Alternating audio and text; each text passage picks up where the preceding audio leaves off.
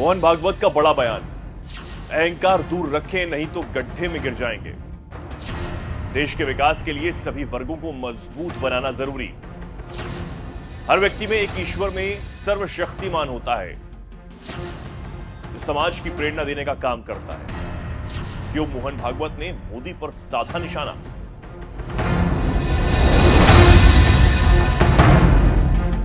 नमस्कार, बहुत स्वागत है आप सभी का। मैं हूं आपके साथ चेतन पाठक और आप देख रहे हैं न्यूज एक्सप्रेस।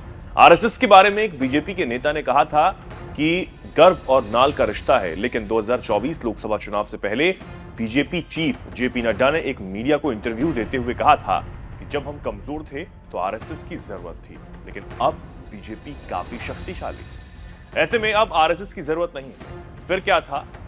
बर के छत्ते में नड्डा ने हाथ डाल दिया था और सोशल मीडिया से लेकर आरएसएस में मंथन शुरू हो गया और मोहन भागवत ने फिर इशारों ही इशारों में हमला करना शुरू कर दिया और एक से बढ़कर एक बयान भी जारी होने लगे।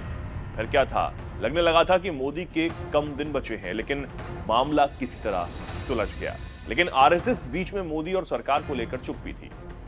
अचानक एक बार फिर मोहन भागवत कड़वी दवा मोदी और मोदी सरकार को अब देने लगे हैं। उसी का नतीजा है पुणे में मोदी और मोदी मंडली को दिया गया उनका ये बयान।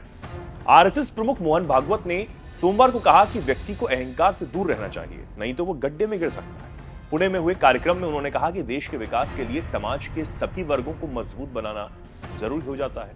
भागवत ने अपने बयान में यह भी कहा कि हर व्यक्ति में एक सर्वशक्तिमान ईश्वर होता है जो समाज की सेवा करने की प्रेरणा देता है, लेकिन अहंकार भी होता है। राष्ट्र की प्रगति केवल सेवा तक सीमित नहीं है। सेवा का उद्देश्य नागरिकों को विकास में योगदान देने में सक्षम बनाना होना चाहिए। तो आप समझ सकते हैं कि कैसे एक बार फिर मोहन भागवत ने मोदी पर निशाना साधा। जानकारों की माने तो आरएसएस और बीजेपी में मतभेद के 3 बयान कारण हो सकते हैं। पहला बयान जेपी नड्डा ने दिया था और कहा था कि आरएसएस एक संस्कृति संगठन है, जबकि बीजेपी राजनीतिक संगठन है। हर किसी का अपना काम है। शुरुआत में हम कम सक्षम थे, उस समय आरएसएस की जरूरत थी। आज हम बड़े हो चुके हैं और सक्षम भी हैं। आज के समय में बीजेपी आत्मनिर्भर है। यही तब और आज की बीजेपी में अंतर है।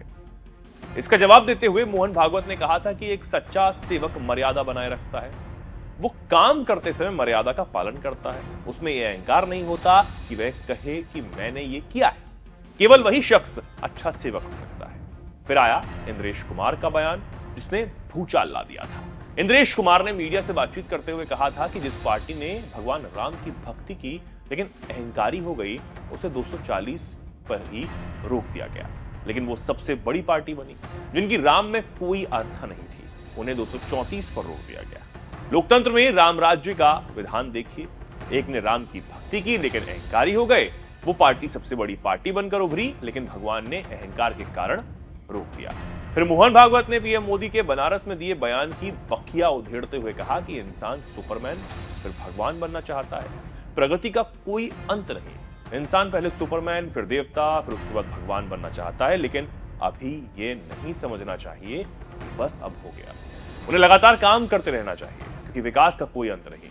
तो आप समझ सकते हैं कैसे बयानबाजी चली, लेकिन अब एक बार फिर मोहन भागवत फ्रंट फुट पर खेल रहे हैं और इसका त्वरित कारण पता नहीं चला है।